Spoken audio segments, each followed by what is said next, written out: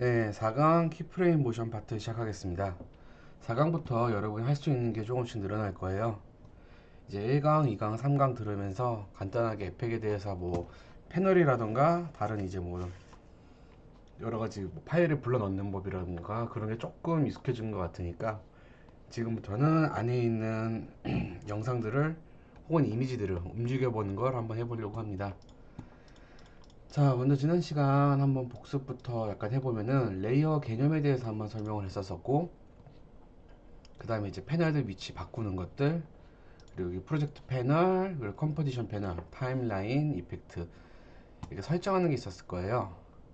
아마 여러분들이 지금 이제 스탠다드를 해가지고 이런 패널들 설정하는 거 있었는데, 디폴트 값으로 진행해도 되고 스탠다드로 해도 되고, 아니면 선생님이 했던 것처럼 쌍 같은 경우는 이런 식으로 이렇게 아예 지정을 해놓은 것 만들어 놓은 게 있을 겁니다. 이런 식으로 프리셋 구성을 해놓기를 바랍니다. 혹시 이 부분에서 잘 모르겠다면은 2강이나 3강을 보시면 다시 될 것 같아요. 네, 녹화가 잘 되고 있는 건가 모르겠네요. 옆에다 창을 좀 띄워놔야겠습니다. 자, 파일 한번 불러볼게요. 파일은 선생님이 이제 4강 폴더 안에 보시면은 이런 식으로 있을 겁니다. 예제 파일 안에 들어가서 구름 네트 잔디바 테니스공 하늘 배경을 한번 불러볼게요.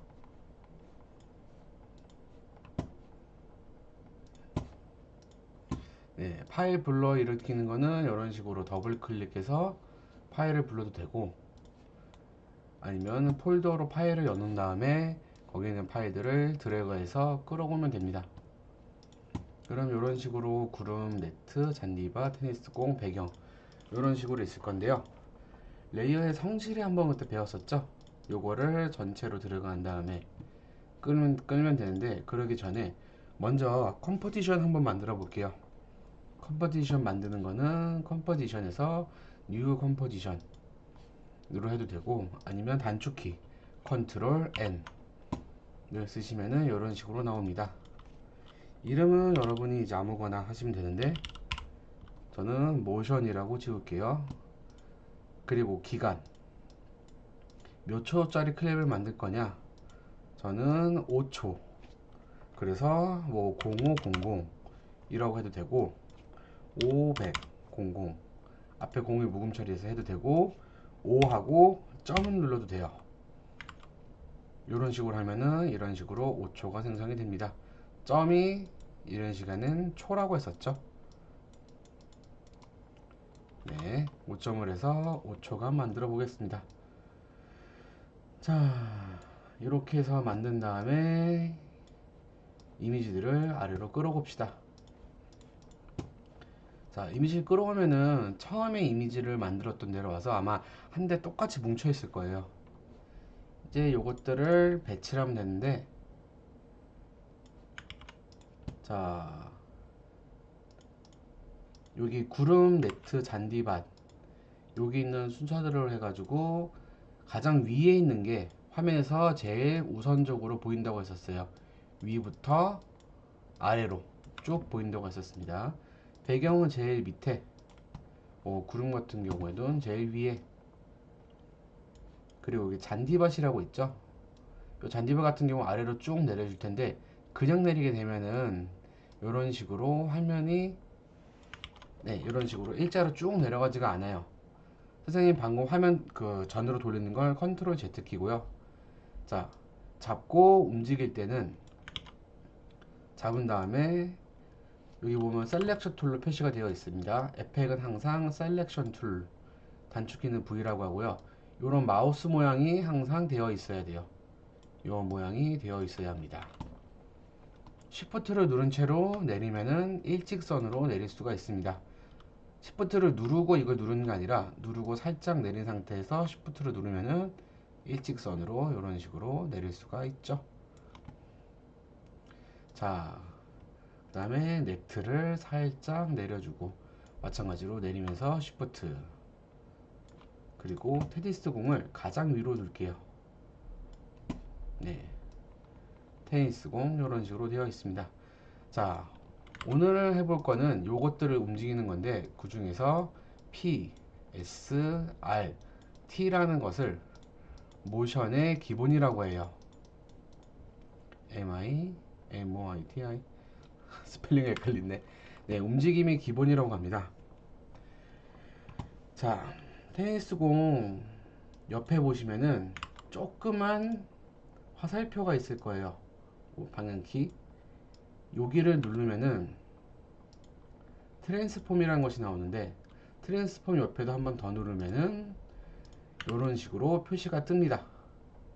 첫 번째가 앵커 포인트, 포지션, 스케일, 로테이션, 어퍼지티 라고 해가지고요. PSRT는 PSRT, 포지션 같은 경우는 움직임, 스케일 같은 경우는 크기, 로테이션은 회전, 오퍼시티는 투명도를 나타냅니다. 프리미어에서 했던 거니까, 그리고 아마 포토샵이랑 일러스트에서도 이런 비슷한 부분을 봤을 거예요. 자, 포지션 여기 보면은 옆에 수치가 있는데 이것들을 움직이면은 왼쪽에 있는 게 좌우, 오른쪽이 위 아래로 움직이고, 스케일 같은 경우는 퍼센트로 움직이면 커졌다 작아졌다. 이게 아예 없었다가 커지려고 한다면은 0%에서 100%까지도 할 수 있겠죠. 얘는 마우스로 움직일 수도 있고요. 클릭한 다음에 숫자를 지정해서 없앨 수도 있어요. 숫자를 지정해서 수치를 입력할 수가 있습니다. 옆에 이런 식으로 락처럼 걸려 있는 거는 좌우의 왼쪽이랑 상하의 배율이에요. 배율. 요거 클릭이 되어 있으면 화면 배열이 유지한 채로 껐다 가지고요. 요걸 해제하면은 이런 식으로 젤리처럼 늘어나거나 줄어들 수 있습니다. 로테이션 같은 경우는 오른쪽에 있는 거는 각도예요. 몇 도 틀 거냐. 왼쪽에 있는 거는 지금 티가 잘 안 나죠. 얘는 프레임으로 해서 화면이 움직일 때, 다시 한번 설명해 줄게요. 맨 아래에 있는 거 어퍼지티는 투명도입니다. 요것들을 지정해서 움직일 수 있다. 그래서 이것들을 다루는 게 기초가 PSRT 모션 그래픽의 시작입니다. 거의 오늘부터 이제 에펙에 대해서 배웠으면은, 오늘 이거를 배우면은 에펙의 거의 한 3분의 1 정도는 배우는 거예요. 나머지는 응용이기 때문에 오늘 이번 시간에 잘 들어야지 에펙을 접근하는 데 있어서 좀 수월하게 할 수가 있습니다. 뿅뿅뿅뿅. 네. 자, 여기 근데 보시면은 설명 안 한 게 하나가 있을 거예요. 여기 보면 앵커 포인트라고 되어 있는데, 미안해요. 이미지를 클릭했을 때 보면은 가운데 여기 보면 여기 보이는 움직이는 게 있을 거예요. 정 가운데 동그라미에 십자가 되어 있는 부분, 이 부분이 앵커 포인트입니다. 이 부분이죠. 여기 중심점이에요.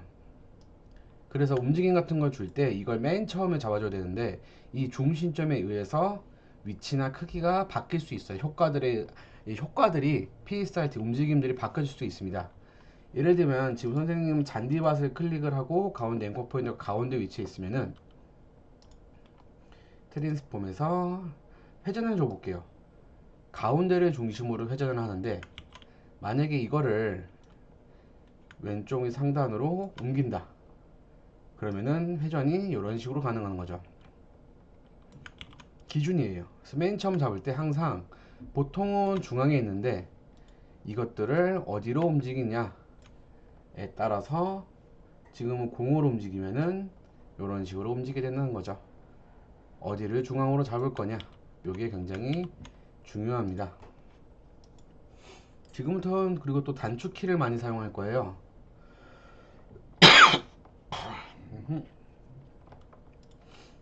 자, 이렇게 본인이 움직임을 주고 싶을 때 클릭해서 트랜스폼을 들어가 가지고 이런 식으로 이제 찾아서 들어가는 방법도 있지만, 보통은 단축키를 많이 써요.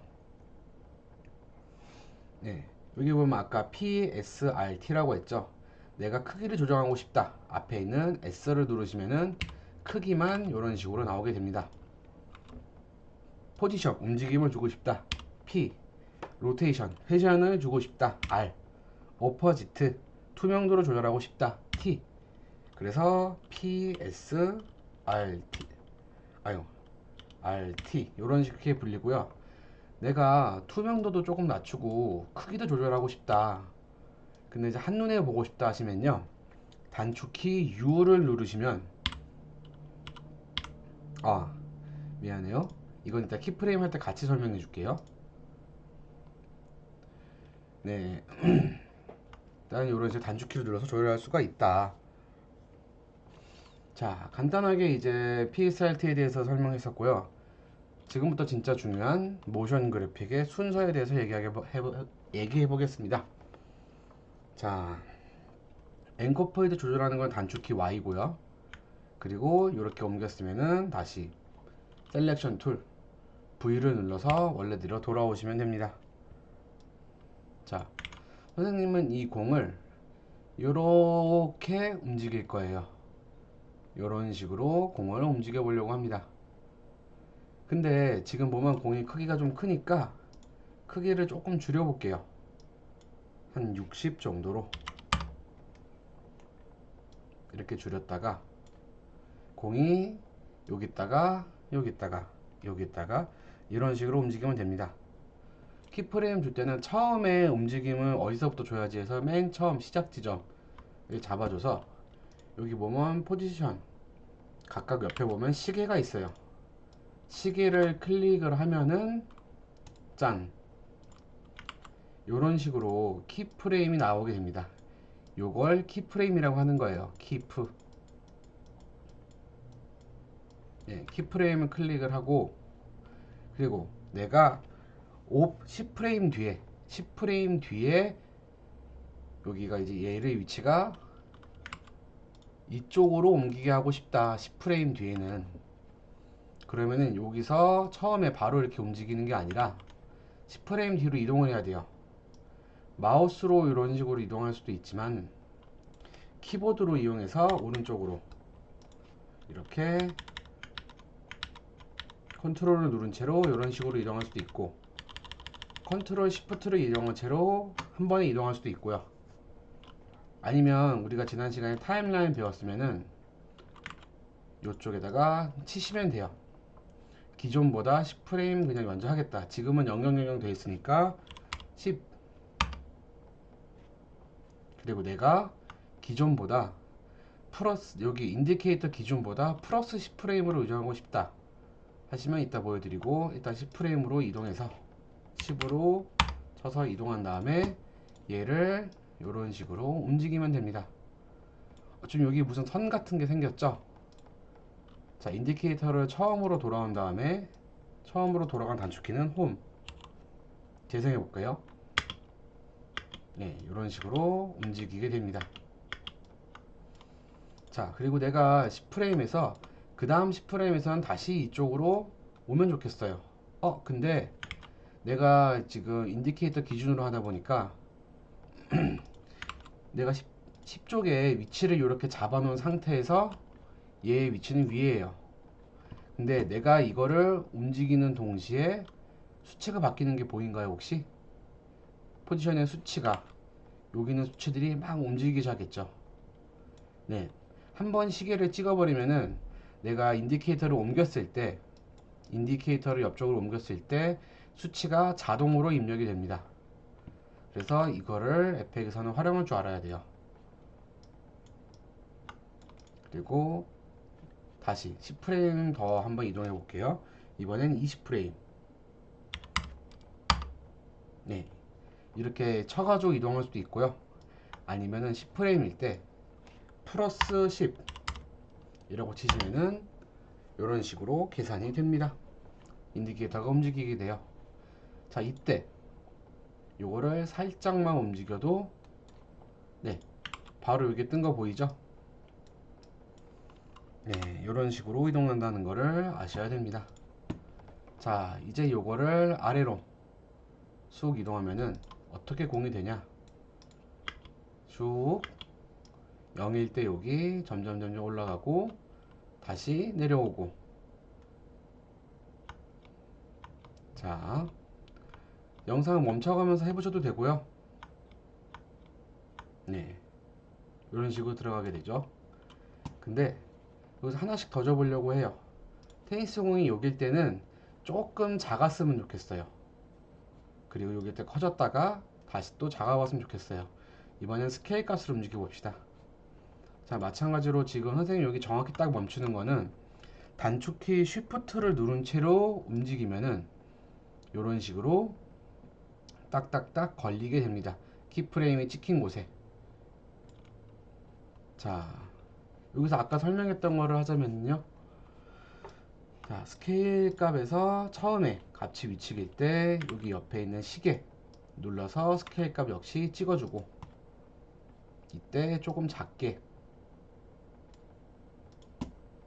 그리고 이 상태에서도 얘를 잡아서 이렇게 좀 내려주면은 포지션 값이 같이 움직여요. 근데 인디케이터가 처음에 고정되어 있기 때문에 얘의 수치만 움직이고 얘의 키프레임 위치는 변형이 안 되죠. 키프레임은 이런 식으로 잡아다가 끌 수도 있고요. 컨트롤 C를 하고 인디케이터 위치에다가 컨트롤 V를 했을 때 이런 식으로 복사도 가능하다는 거. 그리고 클릭한 다음에 지울 수도 있다는 거. 자, 다시 스케일로 와서, 자, 아래에 있다가 올라가고, 올라갔을 때는 조금 더 커지게 뿡. 다시 그리고 20으로 왔을 때는 다시 작아지게 하는 건데, 처음이랑 크기를 똑같이 하려고 했으면은 똑같이 처음에 여기 37이라고 되어 있는 부분을 끝으로 왔었을 때 똑같이 37로 적어 놔도 돼요. 수치를 기하고 있다면. 나는 근데 그냥 처음이랑 똑같이 할 거야 하시면은 스케일에 있는 요 키프레임 값을 클릭을 한 다음에 컨트롤 C, 인디케이터 위치에서 컨트롤 V. 항상 그래서 요게 중요합니다. 요 인디케이터가 매우 중요하다. 내가 그리고 혹시나 또 수정을 하고 싶다 하면은 테니스 공에서 스케일 값 이렇게 들어가도 되지만, 스케일 크기를 만졌죠? 그러면 S를 누르면은 값이 뜨고요. 포지션 위치도 같이 옮겼죠? P를 누르면은 내가 수정한 키프레임이 지정한 것이 이런 식으로 보이게 됩니다. 내가 근데 지정했던 거를 동시에 두 개를 다 보고 싶다 하시면은 U를 누르시면 돼요. 단축키. 그러면은 키프레임이 들어간 것들을 다 볼 수가 있고, 혹시나 P만 눌렀을 때 내가 스케일 그냥 하나씩 보는 걸 추가하고 싶다 하시면 Shift를 누른 채로 S를 누르면은 내가 작업한 키프레임이 이렇게 표시가 되게 됩니다. 내용이 좀 어려울 수도 있어요. 선생님 있으니까 질문 많이 해주시면 됩니다. 자, 그 다음에 이제 로테이션 PSR. 자, 똑같아요. 근데 나머지가 없으니까 보기가 힘드니까 배운 거 응용해서 스케일 값도 같이 커줄게요. 자, 로테이션 값 마찬가지로 시계를 찍어주고 올라왔을 때는 180도 정도 돌게 이런 식으로 삥 돈다. 그리고 자, 얘는 중간에 말고요, 그냥 끝으로 갔었을 때 요게 180도 정도 돈다 하시면은 이런 식으로 돌아가게 됩니다. 뿅. 그리고 로테이션 앞에 요 부분 아까 설명해 준 거 있었죠? 이거는 횟수예요. 몇 번 돌 거냐. 얘는 각도다. 360도 넘어가면 한 번 도는 거죠. 그래서 끝에를 와가지고 내가 한 뭐 4바퀴 돌겠다 하시면은 이런 식으로. 좀 눈이 아프죠? 자, 키프레임 값 가서 4바퀴가 아니라 한 바퀴 반만 돌겠다. 아니, 한 바퀴만 돌아보자. 이런 식으로 됩니다. 그리고 아까 키프레임 매긴 거 다 보려면은 단축키 U 이런 식으로 들어가는 거고요. 자, 그 다음에 네트 한번 눌러 볼게요. 자, 이런 식으로 공이 아래에 있을 때는 네트가 안 보였다가 이제 공이 출발하자마자 네트가 보이고 다시 도착하면 안 보이고 이렇게 한번 만들어 보려고 해요. 보였다 안 보였다는 거는 오퍼지트 투명도라고 했고 단축키는 T입니다. T를 눌렀을 때 보시면 오퍼지트 옆에도 시계가 있어요. 자, 처음에는 시계를 클릭해서 안 보였다가 아주 살짝 2프레임 정도 지나면은 출발을 했으니까 보여야겠죠. 그리고 쭉 있다가 도착했을 때는 다시 안 보이고, 그리고 컨트롤 누른 채로 2번 아니면 마우스를 움직여서 딱 2프레임만 빼서 이때는 다시 또 보이게. 그래서 처음에 재생을 하면은 이런 식으로 짠짠 짠짠, 예. 요거를 하나 만들어 보시면 됩니다.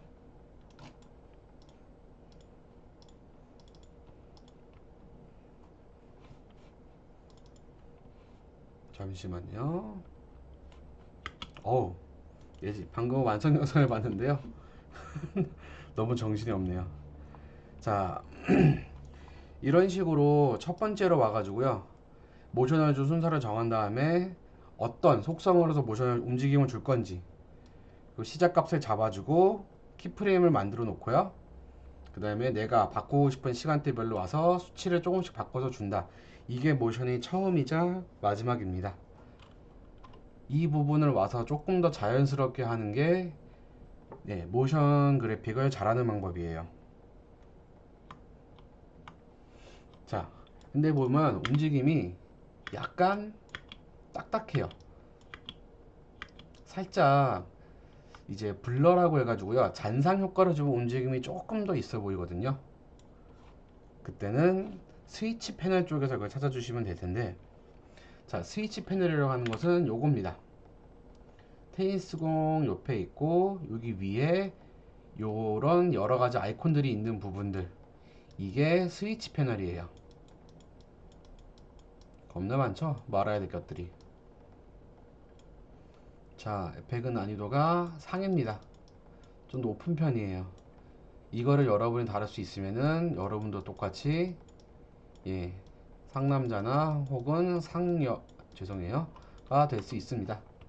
자, 이 부분은 잘 만약에 안 나온다 하시면은 옆에 보면은 여기 토글 스위치 모드라는 게 있어요. 요거를 클릭하셔가지고 이런 식으로 메뉴를 나오거나 혹은 안 나오게 할 수도 있습니다. 이런 부분들은 나중에 다 효과로 쓸 수 있는 부분이라서 움직임을 줄 때나 안에 있는 걸 꾸밀 때나 왔다 갔다 할 줄 알아야 됩니다. 혹은 소스 네임 옆에서 칼럼 들어가시면은 이런 식으로 안에 있는 창들이 뭘 나오는지를 알 수가 있습니다. 나중에 하나씩 해볼 거예요. 어우, 바빠라. 자, 여기 보시면 모션 블러는 간단해요. 에펙의 장점 여기서 나옵니다. 잔상처럼 보이는 것들이 있죠. 요 두 개가 활성화되어 있으면 됩니다. 빈 칸을 클릭하시면은 이런 식으로 화면이 되어 있고 이런 식으로 파란색으로 활성화가 되어 있어요. 자, 한번 봐볼게요. 아까에 비해 확실히 모션에 움직임이 있죠. 이게 모션 블러를 준 거. 파란색 활성화 풀어버리면은 이런 게 모션 블러를 안 준 거. 차이가 확실히 보이죠? 이런 식으로 준 거 안 준 거 구분하는 거는 재생할 때마다 여기 보이는 파란색들이 계속 초록 색깔들이 계속 왔다 갔다 할 거예요. 이게 한 장 한 장 한 장 한 장을 인코딩 하는 거거든요. 컴퓨터 속도 때문에 내가 만약에 지금 여기서 좀 끊긴다 하시면은 여기 풀 가장 높은 해상도, 그 다음 절반 절반 절반 절반으로 해서 해상도를 조금 줄이시는 방법이 있습니다. 그래서 이런 식으로 하는 게 움직임 주는 거예요. 짠. 그래서 이거 하나 만들어 보시면 됩니다. 자, 심플하죠? 무슨 수업을 간단하게 하는데 25분씩 가냐. 자, 이번 시간 여기서 잠깐 마무리 할게요. 다음에는 4-2강으로 찾아뵙겠습니다. 요거 하나 만들어 보시면 됩니다. 얍. 아니면은 여기서 갔다가 다시 돌아오는 걸 해볼 수도 있어요. 다시 10프레임 더 플러스 10. 자, 여기 있던 걸 다시 가져오면 되겠죠? 키프레임 복사하는 거 컨트롤 C, 컨트롤 V. 다시 그리고 플러스 10.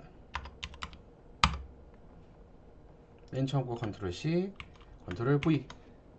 그러면 움직임은 왔다 갔다가 되는데, 밑에 것도 마찬가지로 따라해 봅시다. 스케일 값도 여기서 이제 똑같이 왔을 때